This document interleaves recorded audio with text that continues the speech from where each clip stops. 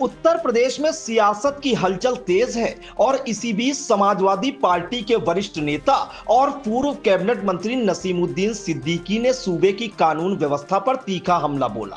सीतापुर में सिधौली के अहमदपुर जट स्थित सपा नेता हसीन खान के आवास पहुंचे नसीमुद्दीन सिद्दीकी ने सरकार को घेरते हुए कहा कि प्रदेश में कानून व्यवस्था नाम की कोई चीज नहीं बची है और जनता खुद को असुरक्षित महसूस कर रही है।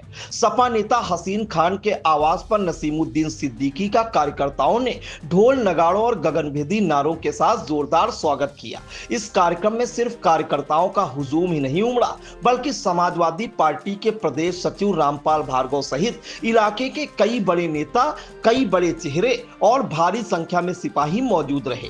इस दौरान जहां एक तरफ संगठन को बूथ स्तर तक मजबूत करने की रणनीति पर मंथन हुआ, वहीं दूसरी तरफ मंच से सरकार के खिलाफ तीखे तीर भी छोड़े गए। नसीमुद्दीन सिद्दीकी ने प्रदेश की योगी सरकार को कानून व्यवस्था के मुद्दे पर जमकर आड़े हाथों लिया। नसीमुद्दीन सिद्दीकी ने सीधे शब्दों में कहा कि सूबे में कानून का राज खत्म हो चुका है। पूर्व मंत्री ने साफ कर दिया कि समाजवादी पार्टी चुप बैठने वाली नहीं है। उन्होंने ऐलान किया कि सपा लगातार सड़क से सदन तक जनता की आवाज उठाती रहेगी और सरकार की जन विरोधी नीतियों का लोकतांत्रिक तरीके से विरोध जारी रहेगा। साफ है कि नसीमुद्दीन सिद्दीकी के इस दौरे ने न सिर्फ सीतापुर के सपाइयों में नया जोश भर दिया है, बल्कि आगे आने वाले दिनों के लिए सूबे की सियासी तपिश भी बढ़ा दी है। इस दौरान समाजवादी पार्टी के प्रदेश सचिव रामपाल भार्गव, मोहम्मद फुरकान, मोहम्मद हारून, शत्रुघ्न लाल, शिव कुमार दीक्षित, ललितेश, मोहम्मद हसन, केदारी लाल, मुकेश, अंकित यादव, आबिद अली, सिराज, नूर आलम, वसी अहमद, जफर अहमद, आजम, डॉक्टर मून, राजेश यादव, सुनील यादव सहित तमाम कार्यकर्ता मौजूद रहे। आई इंडिया के सिधौली संवाददाता राजन भार्गव ने पूर्व मंत्री नसीमुद्दीन सिद्दीकी से खास बातचीत की। आप भी सुने उन्होंने क्या कुछ कहा। नमस्कार, आप देख रहे हैं सुखर चुका इंडिया। मैं हूं सिधौली से राजन भार्गव। हमारी मौजूदगी इस समय जो अहमदपुर जो हसीन खान है उनके निवास पे है, जहां पे आज जो पूर्व कैबिनेट मंत्री बसपा में रह चुके हैं नसीमुद्दीन सिद्दीकी साहब वर्तमान में समाजवादी पार्टी के जो हैं सदस्य के रूप में इन्होंने सदस्यता ले ली है। आज सीतापुर जनपद में इनका भ्रमण कार्यक्रम लगा था। हमारे साथ मौजूद हैं, बातचीत करेंगे। आज आपका जनपद सीतापुर में प्रथम जो है भ्रमण कार्यक्रम है, क्या तैयारियां चल रही हैं समाजवादी पार्टी की 2027 के चुनाव के लिए? मैं 50 जिलों में पीडीए को मजबूत करने के लिए उत्तर प्रदेश के 50 जिलों में अभी तक भ्रमण कहूँ, बैठक कहूँ, चौपाल कहूँ, महापंचायत कहूँ करके आ रहा हूँ और हर ज़िले में कम से कम 10 से लेके 20 प्रोग्राम किए हैं। आज ये 91वां जिला है। तो पीडीए की मजबूती के लिए, पीडीए का मतलब हर वो वंचित आदमी है, जाति और धर्म से मतलब नहीं है, हर वो उपेक्षित आदमी है जिसका हक मारा गया, हर वो व्यक्ति है जो बेरोजगार है, हर वो किसान है जिसको किसान को हक नहीं मिल रहा है, हर वो बेटी है जिसको सम्मान नहीं मिल रहा है। तो उसकी लड़ाई अखिलेश यादव जी लड़ रहे हैं और उसी पीडीए के जन्मदाता अखिलेश यादव जी हैं। उनके निर्देश पे मैं पूरी यूपी में जा रहा हूँ। आज सीतापुर ज़िले में हूँ। बात करेंगे कि इस समय सोशल मीडिया पे एक ट्रेंड चल रहा है, काकरोच जनता पार्टी। एक नया सोशल मीडिया पे प्लेटफार्म बना जिसका ट्विटर अकाउंट भी ब्लॉक कर दिया गया। क्या कहना चाहेंगे इस काकरोच जनता पार्टी के? क्या करें वो युवक, क्या करें? अभी मैंने युवाओं की बात कही है ना, पीडीए की बात में युवाओं की बात कही है। तो जब भाजपा तो आरोप लगा रही कि ये एक तरीके से विपक्ष द्वारा एक मनगढ़ंत एक संगठन बनाया गया है जो भाजपा को जो है रूट तौर पे आप मौका क्यों दे रहे हो? आप काकरोच क्यों बना रहे हो? आप अपराध क्यों नहीं रोक रहे हो? बहन बेटियों की इज्जत क्यों नहीं रोकी जा रही है? इसी सीतापुर में किसानों के साथ क्या हुआ है? अब से कुछ 2-3-4 साल पहले थार किसने चढ़ाई थी? लखीमपुर। भाजपा के। अरे लखीमपुर में एक बात कर रहा हूँ। तो भाजपा के लोग थे ना। हाथरस में नाबालिग अनुसूचित जाति की बेटी की इज्जत लूटी गई और रात को उसको 2 बजे प्रशासन ने डीजल पेट्रोल डाल के जला दिया। मेरठ में माँ बहन की इज्जत लूटी गई और दोनों को मार दिया गया। बुंदेलखंड के महोबा ज़िले में एक प्रजापति समाज का बेटा की शादी थी, वो घोड़े में दूल्हा बन के जा रहा था, बीजेपी वालों ने उसको पटक दिया, पीट पीट के बेहोश कर दिया। 8 दिन तक वो अस्पताल में रहा, 9वें दिन मर गया। कौन जिम्मेदार है इसका? सोनभद्र में जो हुआ कौन जिम्मेदार है इसका? कानून व्यवस्था नाम की कोई चीज़ नहीं है।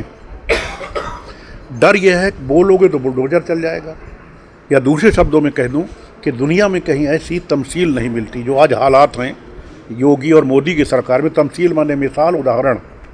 दुनिया में कहीं ऐसी तमसील नहीं मिलती। कातिल ही मुहाफिज है, कातिल ही सिपाही है। महसूस ये होता है ये दौरे तबाही है, शीशे की अदालत है, पत्थर की गवाही है, कोई सुनने वाला नहीं। आपने बात की धर्म की। भाजपा के एक पूर्व सांसद रह चुके ब्रजभूषण शरण सिंह, उन्होंने कहा अगर जो सनातन नहीं रहेगा तो आगे चल के संविधान भी नहीं रहेगा। और 2024 के चुनाव में जो है 400 पार का डाला गया संविधान के बारे में विपक्ष द्वारा क्या जैसा कि आरोप भाजपा की नैरेटिव सेट किया गया कि संविधान खत्म हो जाएगा। देखिए ब्रजभूषण शरण सिंह जी के अपना व्यक्तिगत ख्यालात होंगे, वो मैंने सुना नहीं, आपने बताया, तो मैं जब तक सुन न लूँ तो उसको विधिवत नहीं बता सकता। लेकिन संक्षेप में ये कहूँगा उनके व्यक्तिगत होंगे, किस आधार पे कहा, उनसे पूछेंगे तब समझ में आएगा। संविधान बदलने के लिए 2024 के पार्लियामेंट से पहले लल्लू सिंह पूर्व मंत्री जी ने कहा था कि इस बार 400 पार, अब की बार 400 पार, और ये भी कहा था कि हम संविधान बदल देंगे, मनु का संविधान ले आएंगे। दलित, मुस्लिम, पिछड़ा, ब्राह्मण सबको बुरा लगा और उन्होंने जो 400 पार की बात कहते थे उनको 240 में लाके टिका दिया।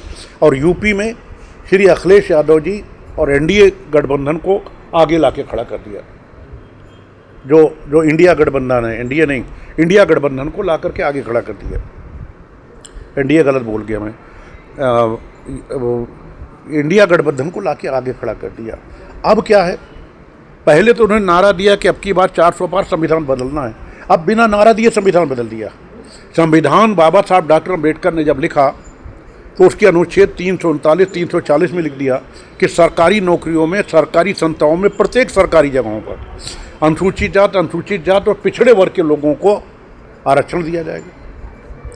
सरकारी नौकरी थी उस टाइम, सरकारी विभाग थे उस टाइम पे, प्राइवेट नहीं थे। अब ये क्या कर रहे हैं, उन सारी सरकारी विभागों को, रेलवे हो, ट्रांसपोर्ट हो, बिजली विभाग हो, सिविल एविएशन हो, जो भी है, ये सब प्राइवेट को दे रहे हैं। इनकी दो चाल है, एक तो प्राइवेट को दो पैसा भ्रष्टाचार से मिले, दूसरा ये जो बाबा साहब डॉक्टर अम्बेडकर ने संविधान में व्यवस्था दी है कि शेड्यूल कास्ट, शेड्यूल ट्राइब और पिछड़ी जात को, वही पिछड़ी जात आपको जिता रहा है जिसका आपने हक मारा, उनका आरक्षण खत्म, क्योंकि प्राइवेट में जब दे देंगे तो प्राइवेट में तो आरक्षण है ही नहीं। मंत्री ये साजिश है। मंत्री जी एक बात करेंगे हाल ही के चुनाव को लेकर, जो पश्चिम बंगाल में चुनाव संपन्न हुए, वहाँ पे अब भाजपा ने अपनी सरकार बनाई बहुमत के साथ में।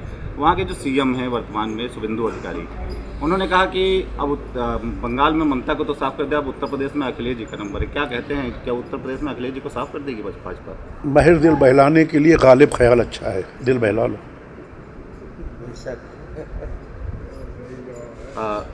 देखा जाए तो भाजपा के जो पदाधिकारी या नेता या मंत्री, उनका यहाँ तक जितने सीएम होते हैं, कहीं पे चुनाव होता है, उनके पूरा जो कुनबा है एक साथ एकत्रित होता है और चुनाव लड़ता है, और वहाँ पे जितने वो सीटें कहते हैं उतनी सीटें लाके दिखाते हैं। क्या इस बार उन्होंने नारा दे रखा है कि हम 250 के ऊपर सीटें लाके दिखाएंगे? क्या 250 सीटें आएंगी इस बार? क्या उत्तर प्रदेश में 2024 से पहले नारा ये दिया था कि हम 30 में टिक जाएंगे? अखिलेश यादव जी 37 और हमारा जो इंडिया गठबंधन है वो 46 में पहुंच जाएगा। क्या ये नारा दिया था पहले? जी इंडिया गठबंधन। और फिर वही बात आती कि महज दिल बहलाने के लिए गालिब ख्याल अच्छा है, दिल बहला लो। मंत्री जी आपने इंडिया गठबंधन की बात की, बात करेंगे तो पश्चिम बंगाल में कांग्रेस अकेले चुनाव लड़ी। ममता बनर्जी इंडिया गठबंधन में शामिल थे, उनका साथ नहीं दिया वहाँ पे कांग्रेस ने। देखिए ये राष्ट्रीय स्तर की बात है, ये मेरे स्तर की नहीं। आगे गठबंधन किससे करना है, नहीं करना है, इंडिया गठबंधन रहेगा नहीं रहेगा, जो मैंने बात की है 2024 की, और आगे भी हम उम्मीद लगाए हैं, ये मेरी व्यक्तिगत राय, आगे भी हम उम्मीद लगाएं कि हमारा गठबंधन होगा, ये मेरी व्यक्तिगत राय है। लेकिन इसको तय करना तो हमारे राष्ट्रीय अध्यक्ष श्री अखिलेश यादव जी को है ना, ये मेरे अधिकार क्षेत्र में नहीं है। जो गुजर गया वो मैंने बात की है, आगे क्या होगा ये पता चलेगा। यहाँ सीतापुर की बात करें, आप सीतापुर पहुंचे हुए हैं, यहाँ के सांसद राकेश राठौर हैं, वो तो टिकट बांटते हुए घूम रहे हैं, लोगों के टिकट डिसाइड कर दिए हैं कौन कहाँ से लड़ेगा। उनकी क्षमता होगी ये तो कर दिया होगा, मेरी क्षमता नहीं है, मैं नहीं कर पा रहा हूँ। तो क्या 2027 में कांग्रेस गठबंधन रहेगा? ये मैंने पहले आपको कहा कि उम्मीद पे दुनिया कायम है, ये मेरा व्यक्तिगत है। उम्मीद पे दुनिया कायम है, ये मेरा व्यक्तिगत है। होगा कि नहीं होगा अभी है, होगा कि नहीं होगा ये तय करना है राष्ट्रीय अध्यक्ष अखिलेश यादव जी को और राहुल जी को, कांग्रेस पार्टी के बड़े नेताओं को। मुझे नहीं तय करना है, तो ये निर्णय जो है वही बताएंगे, मैं नहीं बता सकता कि होगा कि नहीं होगा। 2027 के लिए सपा के जो कार्यकर्ता हैं उनके लिए जीत का मंत्र देना चाहेंगे? जीत का मंत्र मैं दे चुका हूँ, आपके चैनल में अगर दिखाऊंगा तो कल आप सबको दिखा देंगे, तो भाजपाई उसको कलेक्ट करेंगे और काट करना शुरू कर देंगे। तो जो मतलब की बात थी वो मैंने आपको बता दी। मंत्र मत पूछिए, नहीं उस मंत्र को खंडित कर देंगे भाजपा के लोग, मैं बता चुका आपके आने से पहले।